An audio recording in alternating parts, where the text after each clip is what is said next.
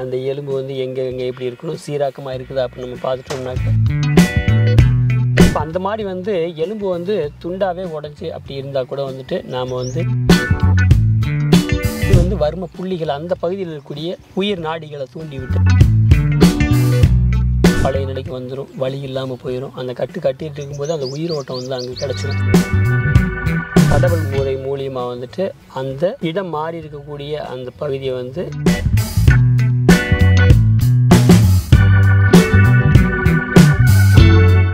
யோகம் YouTube channel பார்த்துருக்கோம் எல்லாருக்கும் இந்த பாஷையோட வணக்கம். இன்றைக்கி நம்ம கூட வந்துட்டு திண்டுக்கல் ஆண்டனி சார் இருக்கார் நம்ம கூட.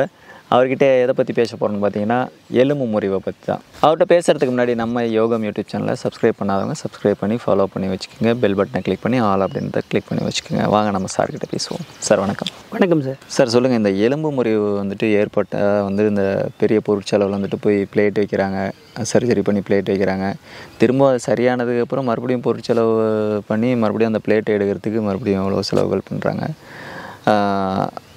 சர்ஜரி பண்ணாமல் அந்த எலும்பு முறிவை வந்துட்டு நீங்கள் எந்த மாதிரி சரி பண்ணுறீங்க? நீங்கள் ஏதாவது கேஸ் எடுத்து பண்ணியிருக்கீங்களா?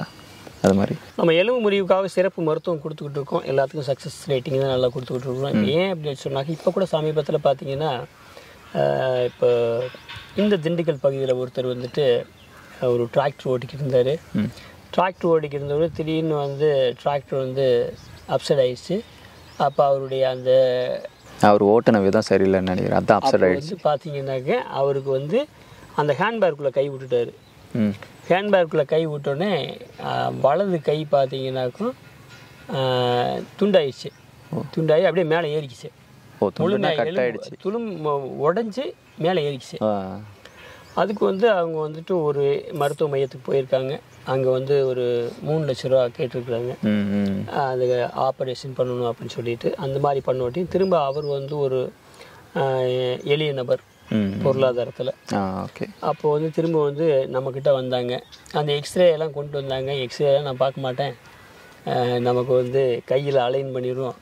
கையில் அலைன் பண்ணாக்க அந்த எலும்பு வந்து எங்கே எப்படி இருக்கணும், சீராக்கமாக இருக்குதா அப்படின்னு நம்ம பார்த்துட்டோம்னாக்க அதை வச்சு நம்ம வந்து கட்டிடுவோம் அப்படின்னு சொல்லிட்டு பண்ணோம். இப்போ அவருக்கு வந்து பார்த்திங்கனாக்கா வழக்கமாக வந்து மூங்கில் டப்பை வச்சு மாவு கட்டு வழக்கமாக போடுவாங்க. நம்ம கடைபிடிக்கிற முறை வந்து பார்த்திங்க அப்படின்னாக்கா பாரம்பரிய எண்ணெய் கட்டு.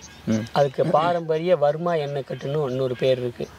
இது வந்து நம்முடைய தென் தமிழகத்தில் ஒரு சிறப்பு வாய்ந்த ஒரு கட்டு. அந்த கட்டு வந்து நம்முடைய மையத்தில் வந்துட்டு நாம் வந்து கட்டுறோம். இப்போ அவருக்கு வந்து நாம் வந்து ஒரு கட்டு வந்து கட்டி விட்டோம். அந்த மாதிரி எதுவும் டப்பை எதுவுமே வைக்கலை, சும்மாவே கட்டி அது ரெடி ஆயிரும்னு ஒரு நம்பிக்கை. அது மாதிரி கட்டு போட்டோம். அவர் வந்து திரும்ப 6வது நாளே வந்து திரும்ப வண்டி ஓட்ட போயிட்டேன் அப்படின்னு சொல்லியிருப்பார். இப்போ வந்துட்டு பார்த்தீங்கன்னா அவருக்கு வந்துட்டு 6வது நாளே அவர் வந்து திரும்ப போய் டிராக்டர் ஓட்ட போயிட்டார். இப்போ அது பார்த்தீங்கன்னா நிலத்தில் உழுவணும், இல்லை பள்ளம் மேடுகள் தான் போகணும். அதை வச்சுக்கிட்டே அந்த 6வது நாள் வண்டி ஓட்ட போயிட்டேன் அப்படின்ட்டாரு. அவர் 2வது கட்டு வந்து ஒரு 8வது நாள் அப்படி வந்தார். வந்து கேட்கும்போது நான் அப்போ ஒரு 2-3 நாள் வண்டி ஓடிக்கிறேன் அப்படின்னாரு. திரும்ப 2வது கட்டு கட்டி விட்டுட்டோம். திரும்ப 3வது கட்டு.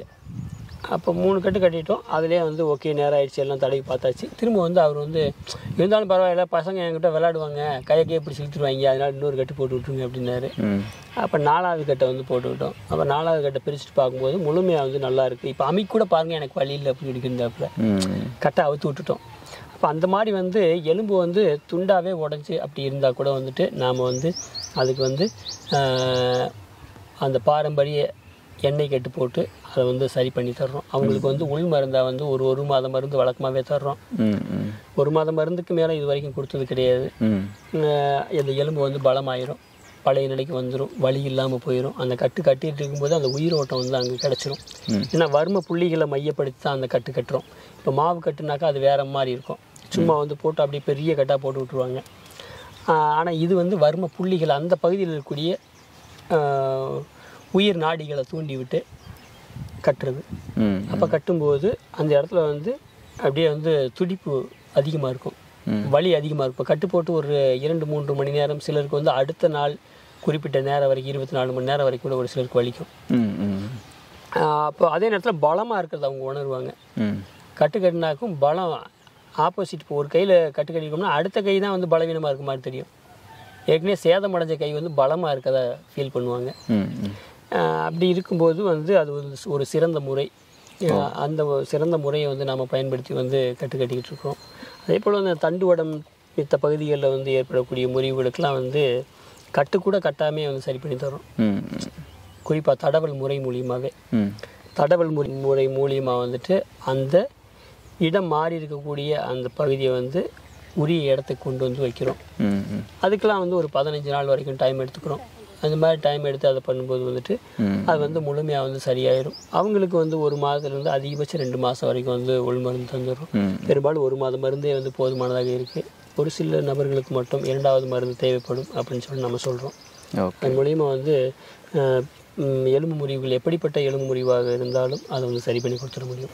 ஓகே சார், எனக்கு இன்னொரு கேள்வி என்னென்னா, இப்போது எலும்பு முறிவு ஏற்பட்டுருச்சுன்னா இப்போ வந்து பிளேட் வச்சு சர்ஜரி பண்ணுறாங்க இல்லையா, அந்த பிளேட் வைக்கிறதுக்கும் உங்களுடைய இந்த எண்ணெய் கட்டுக்கும் ரெண்டுக்கும் என்ன வித்தியாசம்? இப்போ பிளேட் வச்சு வந்துட்டு பண்ணுறாங்க அப்படின்னாக்க மீண்டும் அதை எடுக்க வேண்டிய கட்டாயம் இருக்குது. இது வந்து நீங்கள் எதையும் எடுக்கவும் தேவையில்லை, திரும்ப கட்டவும் தேவையில்லை, அது அப்படியே நிலச்சி நின்றோம். பொருட்செலவும் இல்லை. 2வது முறை வந்து பொருட்செலவு பண்ணணும் அப்படிங்கிற ஒரு அவசியம் கிடையாது. அதுவும் இல்லாமல் மிக குறைந்த ஒரு பொருட்செலவு தான் ஆகும்.